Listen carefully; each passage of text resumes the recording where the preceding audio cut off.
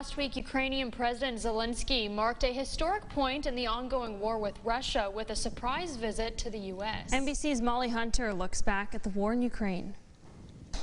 When Russia launched its invasion on Ukraine back in February and air raid sirens pierced the capital of Kyiv, millions of Ukrainians fled the country, heading west mostly by train.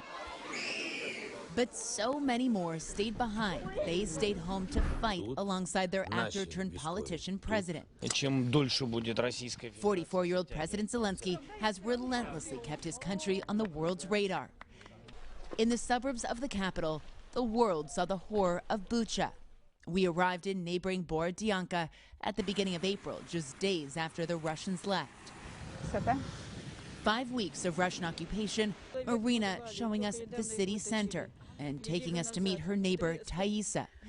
82-year-old Taisa says her son Roman was shot in the back by Russian soldiers and died in her arms.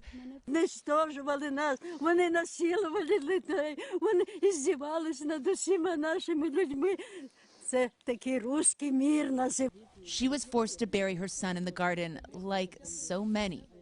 Her grandson Dmitro says he's now joining the military for his father, for his country. We saw this again and again: destruction, depravity, but also the incredible resilience of the people. The towns and villages near the eastern city of Kharkiv liberated after long months of Russian occupation. Ukraine was regaining ground. By the summer, Taisa had moved her son Roman to the cemetery. Mothers aren't supposed to bury their children. Taisa has done it twice. But by October, Russian missiles were pounding the capital on a weekly basis. The southern city of Kherson liberated after 9 months of brutal Russian occupations, and Ukrainian troops seem to have the momentum.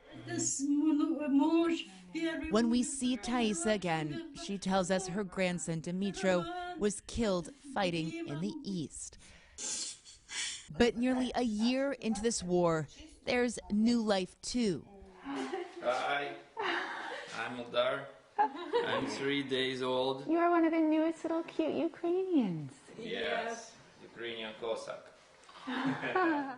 But these families have all chosen to stay. You know, a lot of people said that it will be that a child who was born in a war, in a period of war, will be very strong.